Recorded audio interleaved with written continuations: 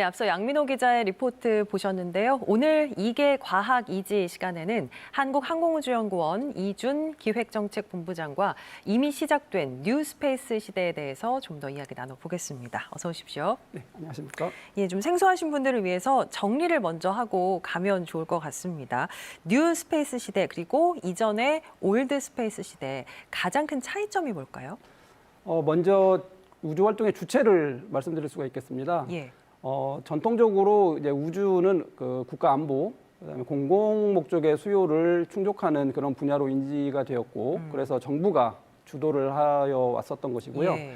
2000년대 들어서는 이제 그 우주 활동에서 경제성을 이제 확인을 하게 됩니다. 그래서 위성 방송이라든가 위성 예. 통신, 내비게이션, 또 위성 데이터를 활용한 각종 서비스들이 경제성이 있다는 것을 알게 되고 이제 민간 기업들이 참여를 하게 되었습니다. 두 번째로 말씀드릴 수 있는 것은 혁신성 부분이 되겠습니다. 혁신성. 네. 예. 전통적으로 이제 돈과 시간에 구애받지 않고 국가의 입장에서는 이제 신뢰성이라든가 또는 안전성에 이제 중점을 두었다면 예. 민간 기업들의 입장에서는 돈과 시간을 전략을 하는 그런 차원의 경제성 있는 그런 그 사업을 구상을 하다 보니까 혁신적인 신기술을 도입한다거나 또는 재사용을 한다거나 이런 쪽에 이제 중점을 두는 그런 형태가 되겠습니다. 미국이나 일본에서는 민간 기업이 참 적극적으로 뛰어들어서 선도를 해 나가고 있거든요. 실제로 우주 관광 티켓이 거래가 되고 있고 우주에 호텔을 짓겠다는 기업도 있습니다. 현재 민간 우주 산업이 어디까지 와 있다고 보시나요?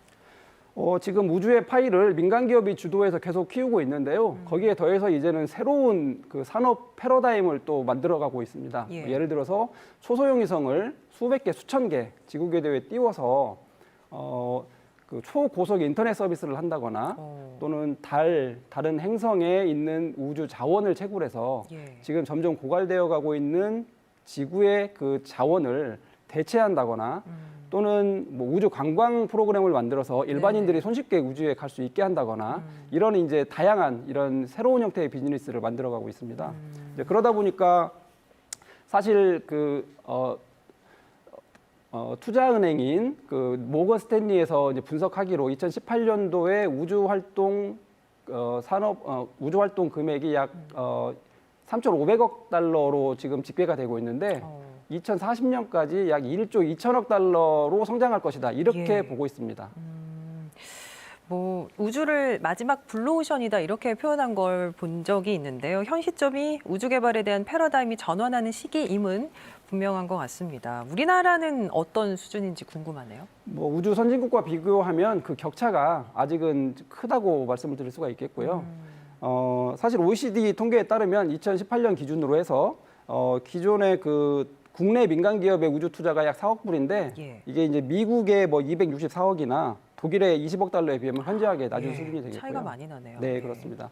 그렇지만 최근에 이제 우리나라의 그 국내 항공 우주 업계에서도 최근 뉴스페이스에 대응하기 위한 그 움직임을 분주히 하고 있습니다. 뭐 대기업이나 중견 기업을 예로 들면 뭐 한화, 예. LIG 넥스원이나 카이 이런 회사들이 이제 그 뉴스페이스를 선언하고 거기에 준비를 하고 있고요.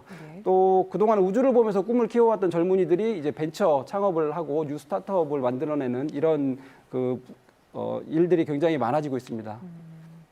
뉴스페이스 협의체를 최근에 출범했는데 대전 지역에서 뭐 비록 그 처음에 시작은 미약하겠지만 앞으로 그 뉴스페이스를 이끌어가는 그런 벤처들이 될 것이라고 기대하고 있습니다. 예.